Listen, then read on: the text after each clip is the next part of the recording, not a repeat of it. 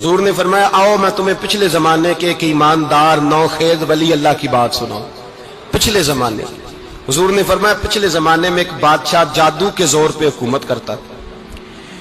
جب وہ ایک جادوگر اس نے رکھا ہوا تھا تو جادوگر اس کو جادو بتاتا، وہ جادو کے زور پر حکومت کرتا۔ جادوگر بوڑھا ہو گیا تو کہنے لگا بادشاہ کو نوجوان میرے پاس بھیج دے، اب میں بوڑھا ہو گیا ہوں، میرا پتہ کوئی نہیں کب مر جاؤں۔ ایک نوجوان کی ڈیوٹی لگائی، بڑا زیرک سمجھدار، اپنے رعایا میں سے چن کے جو ذہین فطرت مزاج بچہ تھا وہ اس نے لگایا۔ اللہ کے محبوب علیہ الصلوۃ والسلام فرماتے ہیں بچہ جادو سیکھنے لگا، وقت گزرنے لگا۔ بچہ جب جادو سیکھنے جاتا تو رستے میں ایک راہب بھی تھا جو انجیل جانتا تھا، وہ اللہ اللہ سکھاتا، لوگوں کو حضرت عیسیٰ علیہ السلام کی تعلیمات سے آگاہ کرتا۔ اس نے دیکھا کہ یہاں بھی لوگ کٹھے ہیں تو وہ بچہ اس راہب کے پاس بھی اٹھنے بیٹھنے لگا۔ اب جب اس کے ساتھ اس کی گفتگو بڑھنے لگی تو اس کو باتوں میں لذت آنے لگی۔ اس نے راہب نے پوچھا کہ تو کون ہے اور کس طرح سے آیا ہے، کیا تیرا معاملہ ہے؟ اس نے کہا جی میں جادو سیکھنے جاتا ہوں، آپ کی باتیں مجھے بڑی اچھی لگتی ہیں۔ اس نے کہا دین سیکھ، جادو سیکھنے والے کافر ہو جاتے ہیں، قرآن و حدیث سیکھنے والوں کو اللہ کامل ایمان عطا فرماتا ہے۔ فرمایا یہ سیکھ۔ بچہ بیٹھنے لگا، اس کے پاس آنے لگا، باتیں دل میں گھر کرنے لگی۔ ایک وقت آیا کہ مسلمان ہو گیا، اور مسلمان کیسے ہوا؟ بچہ کہتا ہے میں تجربہ کر کے ہوا۔ اب میں تھوڑا سا وقت جادوگر کے پاس بھی جاتا اور باقی سارا وقت وہاں بیٹھتا۔ میں ایک دن جا رہا تھا تو رستے میں اژدہا تھا، بہت بڑا سانپ تھا، رستہ روک کے کھڑا تھا۔ یہ حضور نے بیان کی حدیث، نبی پاک صلی اللہ علیہ وسلم فرماتے ہیں بچہ کہتا ہے کہ رستے کے اندر سانپ ہے، رستے بند ہے، لوگ چھتوں درختوں پہ چڑھے ہیں، راش ہے۔ کہتے چھوٹا سا روڑا میں نے اٹھایا تو میں نے کہا اللہ اگر جادوگر سچا ہے تو اسے مار دے۔ چھوٹا سا روڑا میں نے پھینکا، اژدہا کوئی نہ مرا۔ پھر چھوٹا روڑا اٹھایا، میں نے کہا اللہ اگر وہ عالم سچا ہے تو اسے مار دے۔ اب جب میں نے روڑا مارا تو اژدہا مر گیا۔ میرے اندر سے گواہی آئی نہیں دین کی باتیں سچی ہیں، نہیں قرآن کی باتیں اسلام سمجھانے کے لیے عرض کر رہا ہوں، اگرچہ اس دور میں انجیل تھی۔ اللہ رسول کی باتیں اچھی ہیں۔ کہتے میں مسلمان ہو گیا، اب میں نے راہب کے پاس ہی رہنا شروع کر دیا، جادوگر کے پاس چھوڑ دیا۔ اس بچے نے آنا، بادشاہ پوچھتا کہاں زیادہ وقت گزارتے ہو تو وہ بات گول کر دیتا۔ وقت تیزی سے بڑھنے لگا، اللہ نے اس نوجوان میں طاقت پیدا کر دی۔ اب وہ اس کے اندر نا اللہ نے توانائی روحانیت پیدا کر دی، ابھی جوان ہے، 14-15 سال عمر ہے۔ اب جو بیمار بھی آتا وہ دعا کرتا تو اللہ صحت عطا کر دیتا، جو بھی آتا۔ بادشاہ کا ایک درباری تھا، بادشاہ کو پنکھا جلتا تھا، وہ اندھا ہو گیا، کوئی ایسی تکلیف آئی کہ نابینا ہو گیا، بڑے علاج کرائے شفا نہیں ہوئی۔ کسی نے اس بچے کا پتہ بتایا کانوں میں، اس کے پاس گیا تو بچہ کہنے لگا شفا تو ہو جائے گی پر کلمہ پڑھنا پڑے گا، مسلمان ہونا پڑے گا، جس پیغمبر کا میں غلام ہوں تجھے بھی بننا پڑے گا، دین پہ عمل کرنا پڑے گا، اللہ شفا دیتا ہے۔ اس نے کہا تو مجھے کلمہ پڑھا، مجھے شفا دے، میں تیار ہوں۔ اس نے کہا شفا تو اللہ دیتا ہے۔ اس نے اللہ تبارک و تعالیٰ کا ذکر کر کے دعا مانگی، یہ مسلم شریف میں حدیث ہے، طبرانی میں موجود ہے۔ اللہ نے اسے شفا دی، اس نے کلمہ پڑھنا شروع کر دیا۔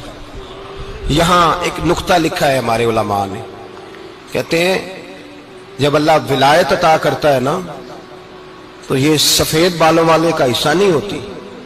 اگر جوانی میں کوئی آدمی توبہ کر کے تصوف کے راستے پہ چلتا ہے تو سب سے زیادہ ولایت اللہ اسے عطا فرماتا ہے، سب سے زیادہ ولایت اس کے پاس ہوتی ہے۔ ابھی اس کے بال کالے ہیں، چڑھتی جوانی ہے، دعا کی تو اللہ نے، اور حدیث پاک میں موجود ہے کوڑے آتے تو شفا یاب ہو جاتے، اندھے آتے تو شفا یاب، برس والے آتے تو اللہ سے دے، جوان ہے۔ بادشاہ کے پاس وہ واپس گیا، وہ جو آدمی جس کی آنکھیں ٹھیک ہوئی تھی۔ بادشاہ نے پوچھا کہ کیسے شفا ملی؟ تو کہنے لگا میرے رب نے شفا دی ہے۔ بادشاہ سجدے کراتا تھا، اپنے آپ کو منواتا تھا، معاذ اللہ، کہنے لگا میرے علاوہ کون رب ہے؟ اس نے کہا وہی رب ہے جس نے تجھے پیدا کیا ہے، اور وہی رب ہے جس نے مجھے اندھے کو آنکھیں دی ہیں، وہی ہے میرا مالک۔ کہا اچھا تو مجھے نہیں مانتا؟ کہا نہیں میں اپنے رب کو مانتا ہوں۔ بادشاہ نے اسے سزا دی، ستایا، اس نے بچے کا پتہ بتایا، پھر بچے کو بلا کے ستایا تو اس راہب کا پتہ بتایا، راہب بھی قتل ہو گیا، نابینا بھی قتل ہو گیا۔ بادشاہ نے کہا سپاہیوں سے اس بچے کو لے جاؤ اور پہاڑ کی چوٹی پہ جا کے نیچے پھینکو تاکہ مر جائے۔ بچہ پہاڑ کی چوٹی پہ گیا تو ہاتھ اٹھا کے کہنے لگا یا اللہ میرے لیے نہیں اپنے لیے، میرے لیے نہیں اپنے لیے انہیں اپنی قدرت کے جلوے دکھا۔ میرے لیے نہیں. اللہ کے بندے اپنی جان بچانے کی دعائیں نہیں مانگتے, اپنے لیے. انہیں اپنی قدرت کے جلوے دکھا, یہ دعا مانگی, جتنے لوگ ساتھ آئے تھے وہ سارے زمین پہ گرے اور سب مر گئے, پہاڑ سے گر کے مر گئے. بچہ واپس سیدھا بادشاہ کے پاس کہنے لگا, لو بھائی میرے رب نے مجھے بچا لیا ہے. جوان کا ایمان دیکھو, میرے رب نے مجھے, بولو میرے اللہ نے مجھے ایمان کی گواہی دے رہا ہے, میں بچ گیا ہوں, تو جھوٹا ہے, میرا رب سچا ہے. اس نے کہا لے جاؤ اس کو دریا میں, کشتی میں بٹھاؤ, بیچ دریا کے جا کے دھکا دے دو. بیٹھے کشتی میں, دریا کے بیچ گئے, اور جب جا کے وہاں اس کو دھکا دینے لگے تو اس نے کہا اللہ میرے لیے نہیں اپنے لیے. انہیں اپنی قدرت کے جلوے دکھا. بس ایک طوفان سا آیا, جتنے سپاہی ساتھ آئے تھے ڈوب کے مر گئے. وہ بچہ اٹھا اور سیدھا پھر بادشاہ کے پاس, اسی کے پاس کہنے لگا, لو بھائی میرے رب نے مجھے بچا لیا ہے, تیرے پاس آیا ہوں. وہ کہنے لگا تو کیا مصیبت میرے گلے پڑ گئی ہے, کیسے جان چھوٹے گی؟